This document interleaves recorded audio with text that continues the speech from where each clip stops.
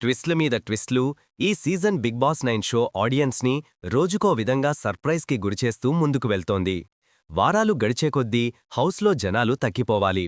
కాని ఇక్కడ ప్రతి వారం జనాలు పెరుగుతూ పోతున్నారు. వైల్డ్ కార్డ్స్గా ఎంట్రీ ఇచ్చిన కంటెస్టెంట్స్ని కాసేపు పక్కన పెడితే ఈ వారం బిగ్ బాస్ హౌస్లోకి గత 2 వారాల్లో ఎలిమినేట్ అయిన భరణి, శ్రీజాలు ఎంట్రీ ఇచ్చారు. వీరిలో భరణి ఆడియన్స్ పోలింగ్తో పాటు హౌస్లో జరిగిన టాస్కులు గెలిచి బిగ్ బాస్ హౌస్లో శాశ్వతమైన సభ్యుడిగా మారిపోగా శ్రీజ మాత్రం ఎలిమినేట్ అయ్యింది. అయితే భరణి టాస్కులు గెలవడానికి ముఖ్య కారణంగా నిలిచిన వారిలో దివ్య ఒకరు. ఆ తర్వాత చివర్లో ఇమ్మానుయల్ అద్భుతంగా గేమాడి భరణిని గెలిపించి గేమ్ చేంజర్గా నిలిచాడు.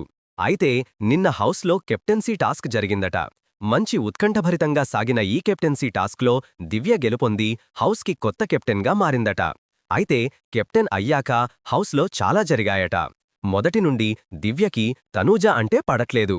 కెప్టెన్ అయ్యాక ఆమె తనూజపై కొన్ని విషయాల్లో కోపం తెచ్చుకోవడం, దానికి తనూజ కూడా కౌంటర్ అటాక్ ఇవ్వడం వంటివి చేసిందట.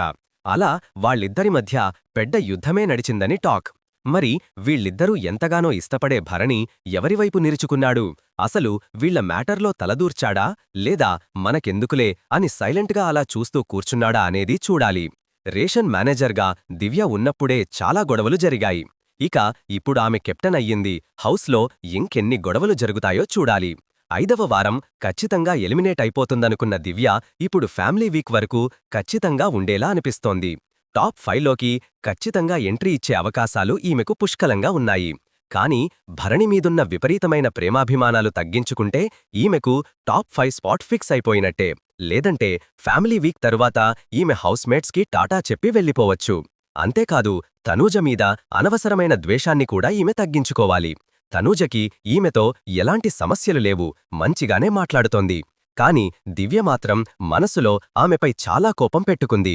ఇదే కొనసాగితే ఫ్యామిలీ వీక్ వరకు ఉండడం కూడా సాధ్యం కాదని అంటున్నారు విశ్లేషకులు.